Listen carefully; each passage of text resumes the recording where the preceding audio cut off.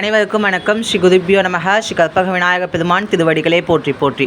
நம்ம இந்த பதிவில் என்ன பார்க்க போதும் அப்படின்னா, சகல வளநலன்களையும் ஆரோக்கியத்தையும் மனநிலையும் உடல்நிலையும் கொடுத்து முருகப்பெருமானுடைய திருவடியை அடையக்கூடிய அற்புதமான ஸ்ரீமத் பாம்பன் குமரகுருதாச சுவாமிகளினுடைய சண்முக கவசத்தினுடைய ஒவ்வொரு பாடல்களையும் பாடி அதனுடைய அந்த விசேஷங்களை சிந்திச்சுட்டு வரோம். இந்த பதிவில் எத்தனாவது பாடல் பார்க்க போதும் அப்படின்னா 20வது பாடல் என்று சொல்லக்கூடிய பாடல். இதற்கு முன்னாடி இருக்கக்கூடிய பாடல்களினுடைய அந்த விசேஷங்களையும் அதனுடைய சிறப்பு விளக்கங்களையும் மகிமைகளையும் பார்க்க விருப்பமுடைய அன்பர்கள் கீழே டிஸ்கிரிப்ஷன் பாக்ஸில் லிங்க் இருக்குது, அதை பயன்படுத்தி கேட்டுக்கொள்ளுமாறு கேட்டுக்கொள்கின்றேன். இந்த பதிவில் பார்க்கக்கூடிய பாடல் என்ன அப்படின்னு சொல்லிட்டு பார்க்கும்பொழுது 20வது பாடல், அதாவது நான் அப்படின்னு சொல்லக்கூடிய உயிர்மை எழுத்தினுடைய எழுத்தை முன்னிட்டு தொடங்கக்கூடிய ஒரு பாடல். பாடல் என்ன அப்படின்னு பார்த்தோன்னா, நமைச்சல் உண்டாக்கும் நமைப்புறு கிரந்தி வீக்கம் நணுகிடு பாண்டு சோபம் அமர்த்திடு கருமை வெண்மை ஆகு பல் தொழுநோய் கக்கள் இமைக்கு முன் உரு வழி பொடு எழுப்புடை பகந்தராதி இமை பொழுதேனும் என்னை எய்தாமல் அருள்வேல் காக்க அப்படின்னு சொல்லக்கூடிய பாடல். இந்த பாடலினுடைய அர்த்தம் விளக்கம் என்ன அப்படின்னு பார்த்தோம் அப்படின்னா, நமைச்சல் உண்டாக்கக்கூடிய கிரந்தி நோய், அதாவது நமைச்சல் இருந்து கொண்டே நமைச்சல் என்னும் அறிகுறியை ஏற்படுத்தக்கூடிய கிரந்தி நோய் என்று சொல்லக்கூடியது பாலியல் நோயாக நமக்கு வருகின்றது. அதுவும் அது சிபிலிஸ் என்று சொல்லக்கூடிய பாக்டீரியாவால் ஏற்படக்கூடிய தொற்று அப்படின்னு நம்ம அறிவியலை கண்டுபிடித்துள்ளார்கள். அது போலவே அந்த நோய் தான் கிரந்தி வீக்கம் அப்படின்னு சொல்லக்கூடிய இந்த நமைச்சலை உண்டாக்கக்கூடிய நோய். அடுத்ததாக உடலில் வீக்கத்தை ஏற்படக்கூடிய பாண்டு நோய் என்று சொல்லக்கூடிய நோய். அடுத்ததாக இருக்கக்கூடிய நோய் சோர்வை உண்டாக்கும் கருமை வெண்மை நிறமாக வரும் பலவிதமான தொழுநோய்களே நிறைய வகைகள் இருக்கின்றது. அதில் கருப்பாக இருக்கக்கூடிய தோற்றமும் இருக்கக்கூடிய தொழுநோயும் இருக்குது, அதே போல் வெண்மையாக இருக்கக்கூடிய தொழுநோயுமே இருக்குது. அது போலவே அடுத்ததாக வாந்தி என்று சொல்லக்கூடிய குமட்டல், ஒவ்வாமை தன்மையால் வரக்கூடிய பிரச்சனைகள், இமைப்பதற்கு முன் உண்டாகும் இழுப்பு நோயுடன் விம்மி குத்தி வலியை ஏற்படும் பௌத்திர நோய். இந்த பௌத்திர நோய் அப்படின்னு சொல்லக்கூடியது தான் மூல நோய் வகையை சார்ந்தது. உள்மூலம் வெளிமூலம், அதாவது சுவாமிகள் இதற்கு முன்னாடி இருக்கக்கூடிய மூல வெண்முளை தீமந்தம் அப்படின்னு சொல்லக்கூடிய இடத்துல வெளிமூலம் என்று சொல்லக்கூடிய நோயினை குறிப்பிட்டிருப்பார். அடுத்ததாக சொல்லக்கூடிய தவனமாலோகம் என்று சொல்லக்கூடிய தொடங்கக்கூடிய பாடலில் மூலச்சூடு என்று சொல்லக்கூடியது உள்மூலமாக கருத்திலே கொள்ள வேண்டும்.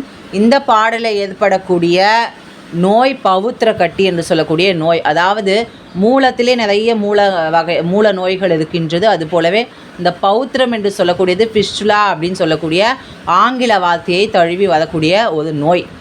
அதாவது மலம் கழிக்கும் பொழுது ஏற்படக்கூடிய வலியுடன் கூடிய மலம் வெளியேறுதல் மற்றும்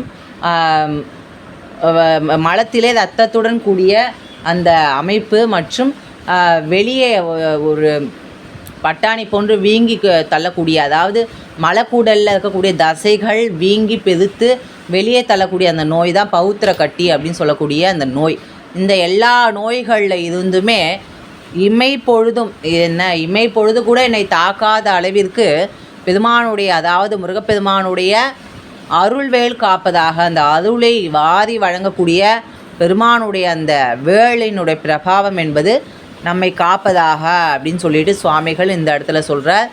மேலுமே இந்த நோய்கள் எல்லாமே பார்த்தோம் அப்படின்னா கர்ம வினைகளால் போன ஜென்மத்தில் செய்யக்கூடிய பாவ கர்மங்களால் ஏற்படக்கூடிய விளைவுகள் தான் இந்த ஜென்மத்தில் நமக்கு நோயாகவும் மனநிலை உடல்நிலை பிரச்சனைகளாகவும் நமக்கு வருகின்றன. அதனால் இந்த கர்ம வினைகளை குறைப்பது மிகவும் முக்கியமான ஒரு வேலையாக நமக்கு அமைகின்றது. அந்த கர்ம வினைகளை குறைப்பதற்காக முருகப்பெருமானுடைய அந்த அருள்வேலினுடைய பிரபாவத்தினால் அந்த கர்ம வினைகள் எல்லாமே ஒழிந்து போகி இந்த எல்லா நோய்களும், இந்த கண்ணுக்கு தெரியாத நோய்கள், நம்ம காணாத நோய்கள், கேள்விப்படாத நோய்கள் எதுவாக இருந்தாலுமே பெருமானுடைய அருளால் அவைகள் இல்லாது போகுமாறு நம்முடைய உடலை பாதுகாக்கக்கூடிய ஒரே விஷயம் என்ன அப்படின்னு பார்த்தோன்னா சண்முக கவசம் ஒன்று மட்டுமே.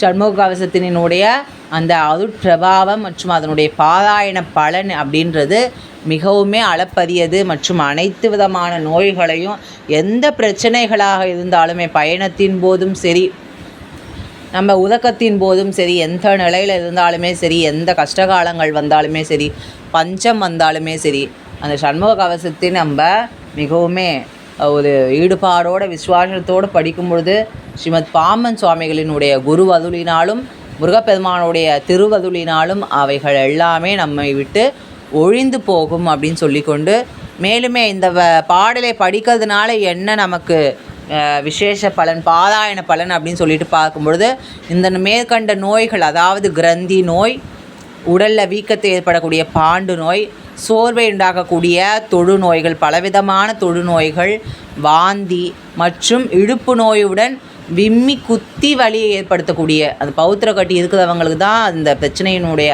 வீரியம் என்பது தெரியும். மிகவுமே குத்தி கொண்டே இருக்கும், மிகவுமே அவஸ்தைப்படுவாங்க. அவர்களுக்கு வெளியே சொல்ல முடியாத ஒரு நிலைமை என்ன அப்படின்னா, அந்த மூல நோயால் அவதிப்படக்கூடிய அன்பர்கள் தான். அடுத்ததாக அந்த பௌத்திர கட்டி, அடுத்ததாக இமைப்பொழுதும் ஏற்படக்கூடிய எல்லா நோய்களையுமே சுவாமியினுடைய அந்த அருள்வேல் என்பது நம்மை காக்கும். இந்த நோய்கள் எல்லாமே வராமல் இருக்கும். அப்படி வந்துட்டாலும் அதனுடைய வீரியம் என்பது குறைந்து போகும் சண்முக கவசத்தை தினந்தோறும் பாராயணம் பண்ணும் பொழுது. அதனால் எல்லாத்துக்குமே பெருமானுடைய அருள் மட்டுமே நம்மை வழி நடத்தி இந்த மோட்ச வீட்டுக்கே நம்மளை இழுத்துட்டு போவோம் அப்படின்னு சொல்லிக்கொண்டு, இந்த பதிவிலே அருள்வேலினுடைய தன்மையினை சுவாமிகள் சொல்கிறார். இதில் பொதிந்துள்ள ரகசிய திருநாமம் அப்படின்னு, வேலினுடைய ரகசிய திருநாமம் அப்படின்னு பார்த்தோன்னா அருள்வேல். அருளை வாரி வழங்கக்கூடிய வேல்.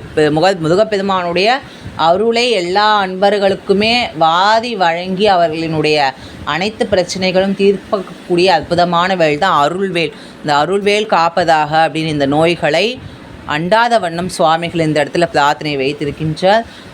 எனவே இந்த பாடல் உங்கள் அனைவருக்குமே இந்த பாடலினுடைய விளக்கம் என்பது பயனுள்ளதாக இருக்கும் என்று நம்புகின்றேன். அடுத்த பதிவிலே உங்கள் அனைவரையும் சந்திக்கும் வரை உங்களிடமிருந்து விடைபெறுகின்றேன். மேலும் குமாரஸ்தவத்தினுடைய நாமாவளிகளையும் தெரிந்து கொள்ளக்கூடிய அன்பர்கள், அதனுடைய விசேஷங்களை அறிய விருப்பமுடைய அன்பர்கள் கீழே டிஸ்கிரிப்ஷன் பாக்ஸில் லிங்க் இருக்குது. அதை பயன்படுத்தியும் மகிழுமாறு கேட்டுக்கொள்கின்றேன். அடுத்த பதிவில் உங்களை அனைவரையும் சந்திக்கும் வரை உங்களிடமிருந்து விடைபெறுகின்றேன். குருகுகாச்சரணம் குகார்ப்பணமஸ்து.